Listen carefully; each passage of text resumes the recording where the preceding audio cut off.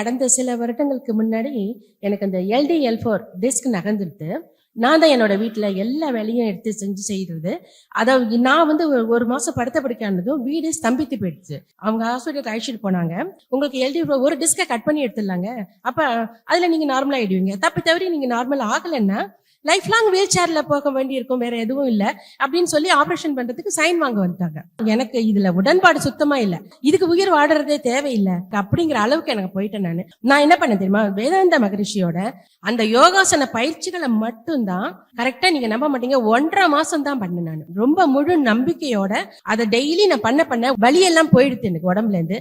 கொஞ்சம் திரும்புறது அதுல எல்லாம் கொஞ்சம் கஷ்டம் இருந்தது. அடுத்த 15 நாள்ல அதெல்லாம் முடிஞ்சு போயிடுது.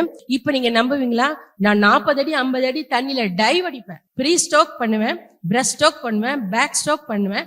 ஆஸ்திரேலியாவில என்னோட பேத்தி இருக்கா, அங்க நான் இது பண்ணி என்ன வீடியோ எடுத்து எல்லாரும் போட்டாங்க. அந்த அளவுக்கு என் உடம்ப நானே தயார் பண்ணிக்கிட்டேன். ரூபிக்ஸ் கியூப் எல்லாம் தெரியுமில்ல உங்களுக்கு, 3+3 3+4+ அந்த மாதிரி எல்லாம் இருக்கும்ல, அதுல நான் கிட்டத்தட்ட 21 ரூபிக்ஸ் கியூப் செய்வேன். நான் அத்தனையும் நான் என்ன சர்வசாதாரணமா செய்வேன். நான் கனெக்ட் பண்ணி உடம்ப வதைக்கிற அந்த சின்னத்தை எவ்வளவு ஈஸியா தவிர்க்கிறது, மனசை எவ்வளவு சந்தோஷமா வச்சுக்கிறது, உயிரை எப்படி காப்பாத்துறது, இதெல்லாம் எங்கேயுமே யாரும் சொல்லி கொடுத்தது இல்லை. ஏன்னா இதெல்லாம் சொல்லி கொடுத்தா அவங்களாம் சம்பாதிக்க முடியாது.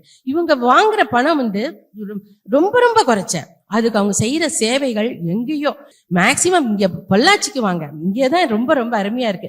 வர முடியாதவங்க அவங்கவுங்க இடத்துல இருந்து கத்துக்கங்க. நமக்கு உடம்பு இல்லைன்னா அங்க போய் இன்னொரு இடத்துல போய் கேட்டோம்னா அது அவ்வளவு ராங். நம்மள நாமே சரி பண்ணிக்கணும். நம்ம சரி பண்ணிக்கிட்டு நம்ம குடும்பத்தையும் காப்பாத்தி நம்ம சமுதாயத்துக்கும் நிறைய செய்யணும்.